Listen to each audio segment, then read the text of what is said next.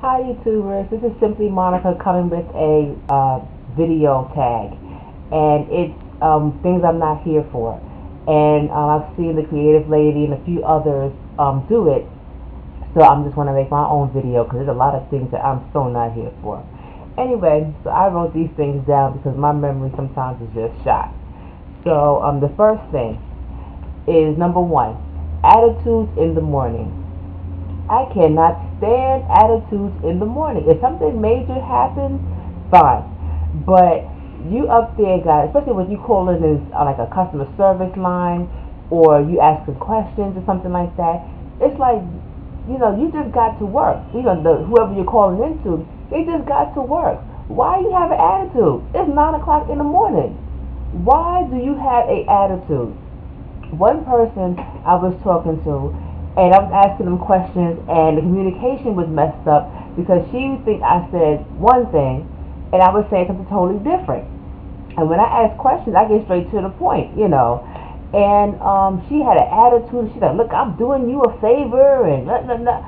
I'm like, "Excuse me, it's too early to have an attitude. I'm sorry, it is too early. 9 o'clock in the morning, you have an attitude. Why? I mean, you just got to work." I mean, anyway, number two is selfishness. That drives me crazy. And I'm not a selfish person. I mean, everybody's selfish to a certain extent. Everybody is. And just some more than others. But I'm usually a giving person. I'll give you whatever. I'll buy you whatever. Well, to an extent. But you tell me you hungry, I got you. You tell me you need some money or whatever, I got you. But people that don't do for other people bothers me to no end. I'm so not here for it because we're supposed to help each other. Just human nature. You're supposed to help somebody else. If you see somebody else struggling, then why not help them? And we're not talking about financially all the time. You can help them emotionally or spiritually or, how you doing this morning or smile or something. People walk around in this world like they by themselves or like this world revolves around them. It's like, but then when you need help, that's when your hands start coming out and you want to ask everybody to help me, help me, help me. I need help. And you wonder why nobody's around to help you. Well, you didn't help anybody else. It's a two-way street. Hello. Number three is the single mom taboo. That's another one that drives me to drink. It's like you have the single mom taboo and you have the married mother that's celebrated. I understand. But when you say you're a single mom, it's like, ooh, you a single mom? Ooh. And again, if you're young or something like that, underage or something like that, okay, you understand. But if you're old, why is there still that taboo out there? I mean, you didn't choose it. I mean, who chose to be a single mother? Nobody. So why is there such a taboo about, being a single mother? Yet when you're married, it's like, oh, you're married? Wow, great, congratulations. Oh, look at the beautiful children and all that stuff. And then when you say you're a single mother, they're like, oh, your children are bad. You got bad kids, or you looking for a father and all that stuff. Anyway, I think we at number 4 now. Number 4 is bitch and ratchetness. Ladies, please. Ladies, why call yourself a bitch? Why be ratchet? And why use the term in an endearing way? It's crazy to me. Ratchet and bitch? I mean, people call you that and you wanted to fight them back in the days. You didn't accept that. You didn't embrace that. You was like, what? You was ready to scrap. Remember 3 o'clock? 3 o'clock, I mean, we didn't have that back in the days. And being ratchet is not something you want to aspire to because it seems like you just go downhill. You go downhill. And you went from bitch to ratchetness. Now what's going to be after that? I mean, toilet bowls, toilet water, sewer. I mean, please hold yourself up to better standards, and that's what I'm always talking about to females.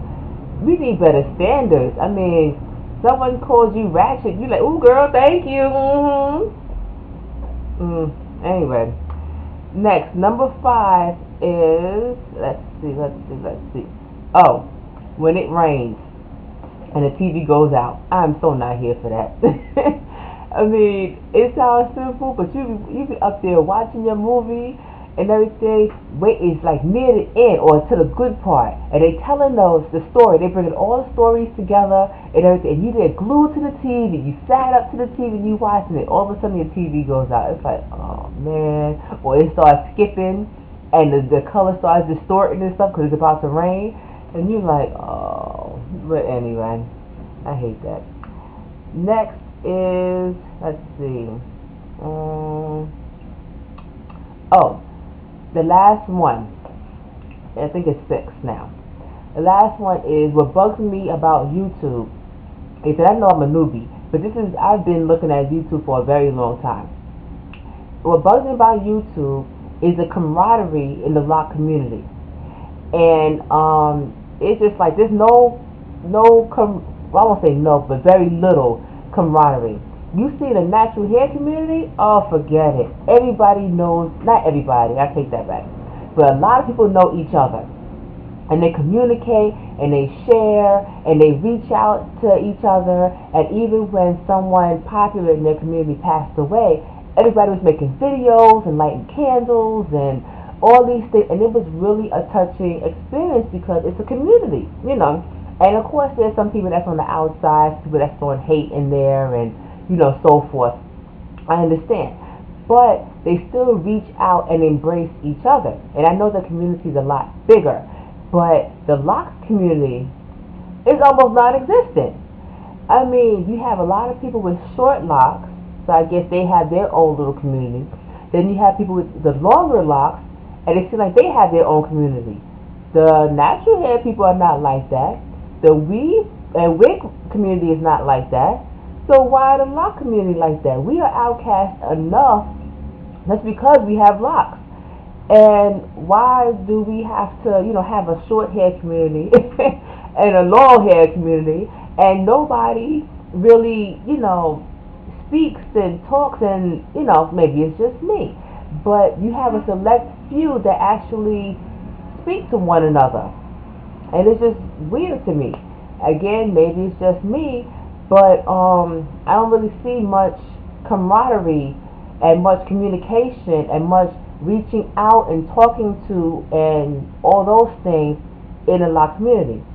Next is, well, this is now 7, I think.